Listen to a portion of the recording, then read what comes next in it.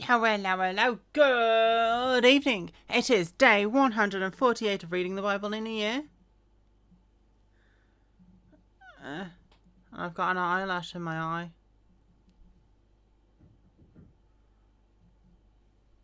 Oh,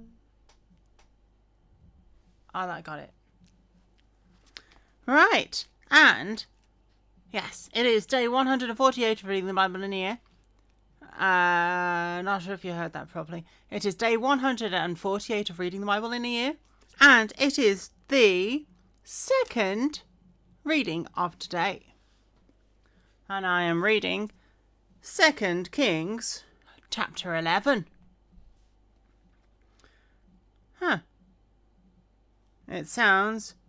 It looks very similar to what I read in 2 Chronicles.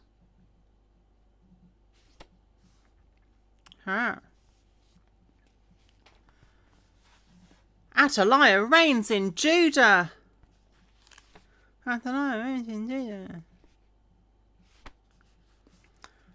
When Athaliah, the mother of Ahaziah, saw that her son was dead, she arose and destroyed all the royal heirs. But Jehoshaphat, the daughter of King Joram, sister of Ahaziah, took Joash, the son of Ahaziah, and stole him away from among the king's sons, who were being murdered. And they hid him and his nurse in the bedroom from Athaliah, so that he was not killed. So he was hidden with her in the house of the Lord for 6 years, while Athaliah reigned over the land. Joash crowned as king of Judah. In the 7th year, Jehoiada sent and brought up the captains of the hundreds, of the bodyguards and the escorts, and brought them into the house of the Lord to him. And he made a covenant with them, and took an oath from them in the house of the Lord, and showed them the king's son. Then he commanded them, saying, "This is what you shall do. On 1/3 of you who would come on duty of the Sabbath shall be keeping watch over the king's house. 1/3 shall be at the gate of Shur, 1/3 at the gate behind the escorts. You shall keep the watch of the house, lest it be broken down. The 2 contingents of you who go off duty on the Sabbath shall keep the watch of the house of the Lord for the king. But you shall surround the king on all sides, every man with his weapons in his hand, and whoever comes within range, let him be put to death. You are to be with the king as he goes out and as he comes in." So the captains of the hundreds did according to all that Jehoiada the priest commanded.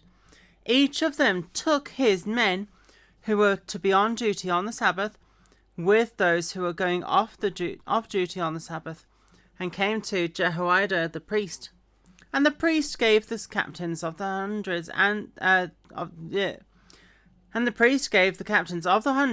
the spears and shields which had belonged to King David, that were in the temple of the Lord. Then the escorts stood, every man with his weapons in his hand, all around the king, from the side of the temple to the left side, from the right side of the temple to the left side, by the altar and the house. And he brought out the king's son, and put the crown on him, and gave him the testimony. They made him the king, and anointed him, and they clapped their hands and said, "Long live the king!" How old was he? Was he like 7? Death of Athaliah.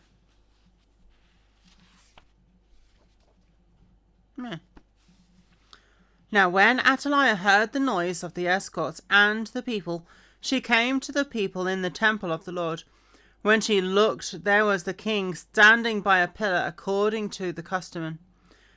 And the leaders and the trumpeters were by the king.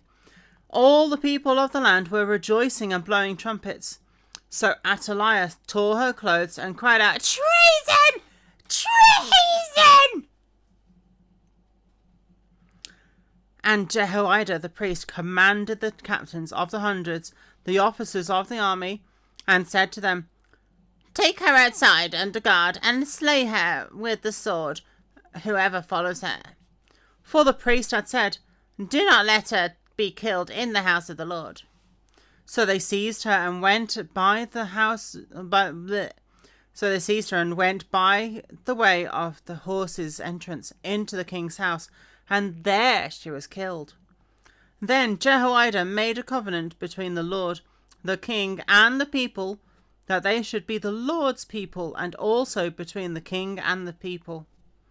And all the people of the land went to the temple of Baal and tore it down. They thoroughly broke it into pieces, its altars and images, and killed Mattan, the priest of Baal, before the altars.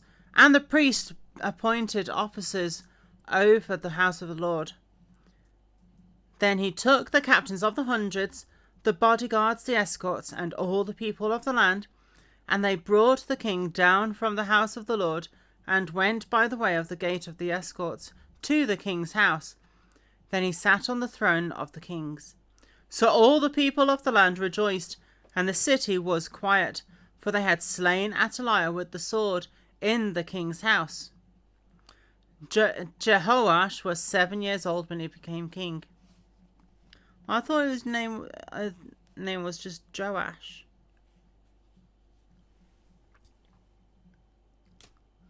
So he was 7 when he became king.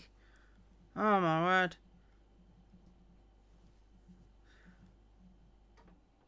So he was 7 years old when he became king, and just reading the first verse of the next chapter, he reigned 40 years in Jerusalem. Wow.